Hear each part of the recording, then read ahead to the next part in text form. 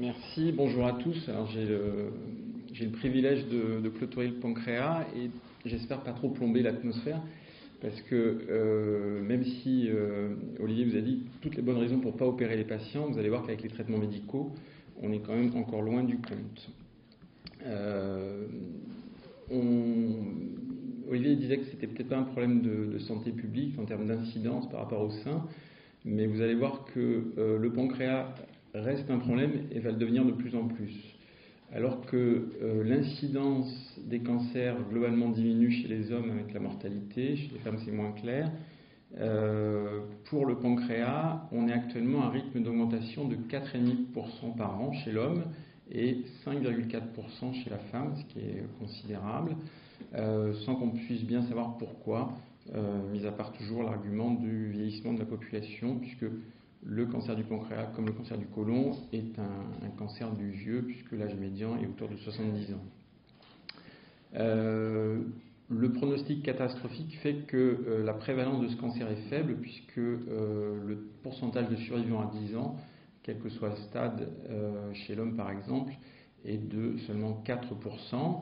Et si on fait de la prospective sur une étude américaine, on s'aperçoit que même si à l'horizon de 2020 et 2030, le cancer du poumon restera au top 1 des causes de mortalité, vous voyez que le cancer du pancréas et le CHC vont dépasser en termes de mortalité des cancers qui ont une prévalence actuellement très importante, comme la prostate chez l'homme, le sein chez la femme ou le cancer colorectal chez les deux.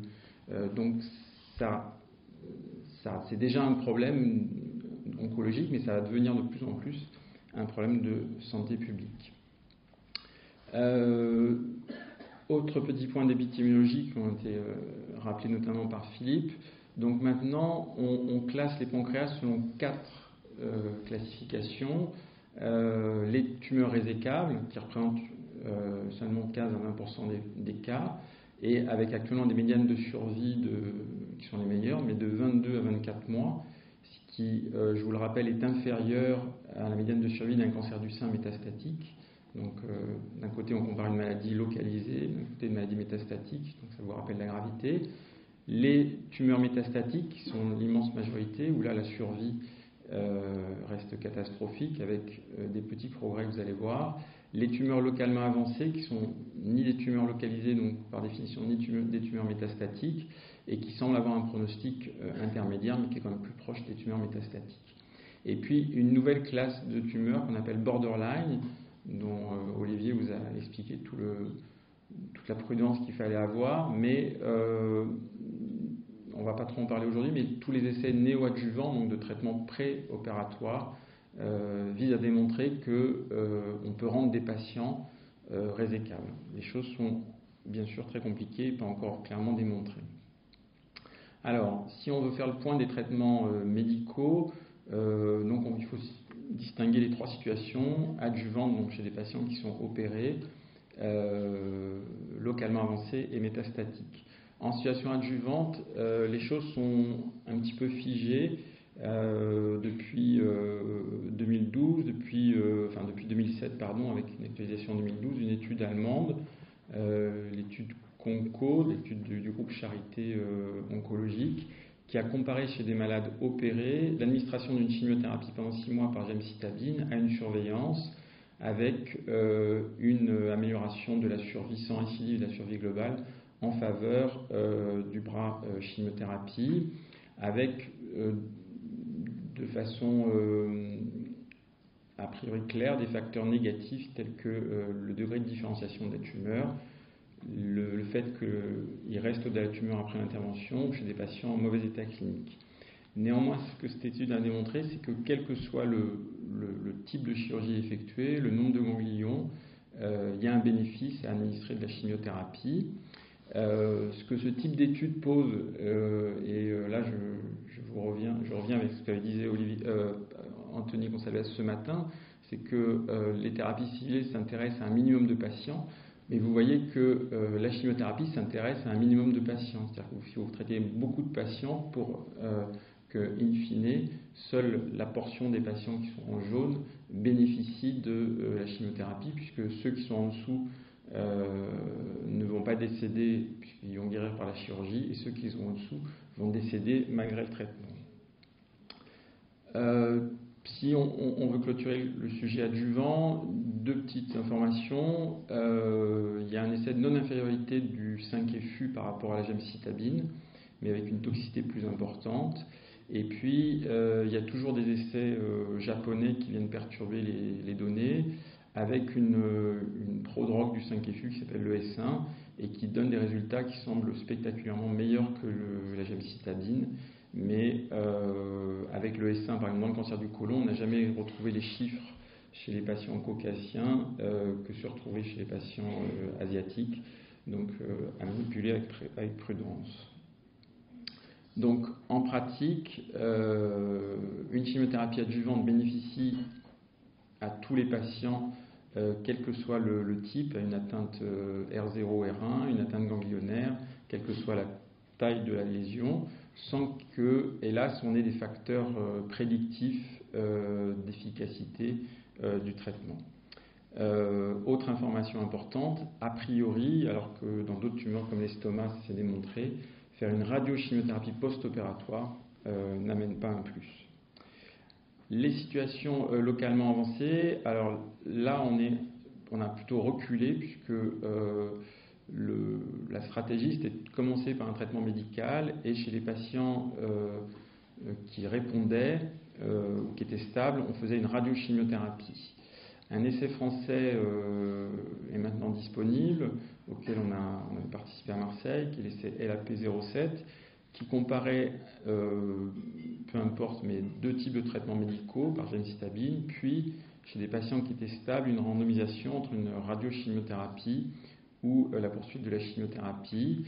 Il n'y a pas de différence en termes de survie entre les deux bras. Donc actuellement, ce qui est recommandé, c'est pas de radiochimiothérapie chez ces patients-là. Encore une fois, dans cette situation de localement avancé, même si chez les patients qui ont une radiochimiothérapie, le taux de récidive locale est moins important que ceux qui gardent un traitement médical, mais ça ne se traduit pas sur la survie globale. Voilà, ça c'est la courbe qui était donc négative. Alors, la situation métastatique, c'est celle où on a le plus de nouveautés, même si pour un oncologue, l'avancée est importante, mais vous allez voir que ça reste quand même modeste. La première partie des années 2000 a essayé de challenger la gemcitabine, qui, je vous le rappelle, avait eu l'autorisation de mise sur le marché sur une étude concernant 120 patients, donc une très faible étude, et l'objectif était le bénéfice clinique, qui était une agrégation de facteurs tels que la douleur, le poids, pour démontrer l'efficacité du traitement. On ne démontrait pas l'efficacité par rapport à la survie, ni à la survie sur récidive. Néanmoins, donc, la gemcitabine était la drogue de référence, et vous voyez que des dizaines d'études de phase 3 avec beaucoup de patients ont été effectuées pour challenger la gemcitabine, et toutes sont négatives, même si dans une méta-analyse récente, l'utilisation de gemcitabine avec une chimiothérapie, plutôt un sel de platine, semble être légèrement favorable à la gemcitabine seule. La deuxième partie des années 2000 a essayé d'évaluer les thérapies ciblées avec une méthodologie qui est a priori pas bonne, puisque on ne sélectionnait pas les patients à l'avance, on donnait la thérapie ciblée à tous les patients et on comparait cette thérapie à la gemcitabine. Là encore, pas d'études positives, toutes quasi négatives, sauf une, qui est l'étude gemcitabine Tarceva, qui, à ma connaissance, est la seule étude où le bénéfice en termes de survie globale est statistiquement significatif. Le médicament a l'AMM, mais il n'est pas remboursé. La raison est que le bénéfice est de 15 jours en médiane de survie. Donc la relevance clinique d'un tel bénéfice apparaît évidemment pas du tout évidente. Donc oubliez actuellement ce type de thérapie dans cette situation. Donc ça, c'était le résultat de cette étude, avec une corrélation entre la toxicité à l'erlotinib, qui est un anti-EGFR oral. En gros, les patients qui avaient une toxicité cutanée plus importante étaient ceux qui semblaient tirer un bénéfice du traitement, mais encore une fois, avec un bénéfice médian qui est faible. Les nouveautés sont venues de France avec l'étude Prodige 4, qui est la randomisation entre un schéma FOLFIRINOX, qui est un schéma très efficace dans le cancer du côlon, et on l'a comparé à la gemcitabine avec une administration du traitement jusqu'à progression. Donc pour la première fois, avec une telle chimiothérapie, on démontre quoi? On démontre qu'il y a plus de réponses par rapport à la gemcitabine et qu'il y a plus de maladies stables, qu'un concept qui est entre la réponse et la progression de façon statistiquement significative. Et ce taux de réponse se traduit sur la survie sans récidive, qui est quasiment doublée par rapport à la gemcitabine, et surtout sur la survie globale, où pour la première fois en situation métastatique, on dépasse les 10 mois. Ce qui, encore une fois, est très modeste, je l'entends, mais fait un réel progrès, puisque je vous rappelle que la gemcitabine était commercialisée depuis plus de 20 ans. Le problème de ce traitement, donc vous voyez que les résultats sont significatifs en termes de médiane de survie. Alors, dans le pancréas, il y a une notion qui apparaît, c'est le pourcentage de survie à 1 an, qui n'apparaît pas dans tous les cancers, mais dans le pancréas semble important. Et les médianes de survie, vous voyez, qui sont importantes, avec des longs survivants dans le bras FOLFIRINOX.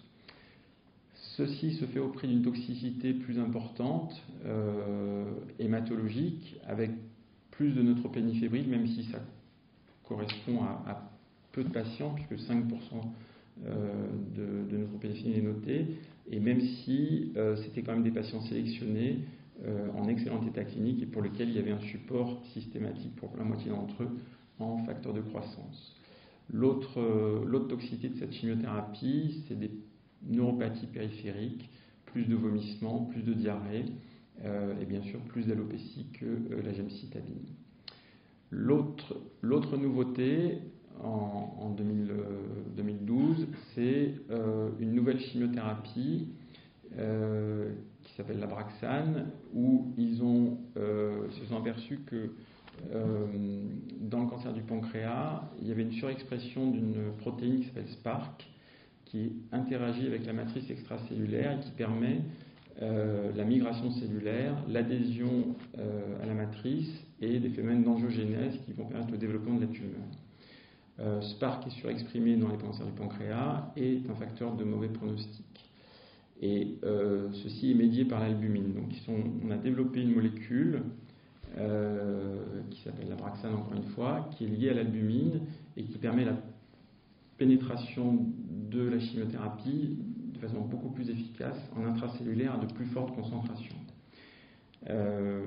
L'étude avait été reposée sur des études précliniques. On s'est aperçu que la réponse au traitement par Abraxane était médiée par la surexpression de SPARC, et donc une étude de phase 3 a été effectuée comparant la gemcitabine, qui était à l'époque encore la chimiothérapie de référence, à l'Abraxane plus gemcitabine, une étude américaine qui a été publiée dans le New England en 2013 et qui démontre, comme le Prodige 4, que vous avez plus de réponses, je suis désolé, ça apparaît pas très bien sur la diapo, plus de réponses et de contrôle de la maladie dans le bras Abraxane que dans le bras gemcitabine, avec des chiffres dans la gemcitabine qui sont ceux qu'on retrouve dans les autres études, et là aussi une amélioration de la PFS, donc de la survie sans progression, significative, ainsi que de la survie globale, même si on n'est pas dans les 11 ou 12 mois du FOLFIRINOX, c'est statistiquement significatif.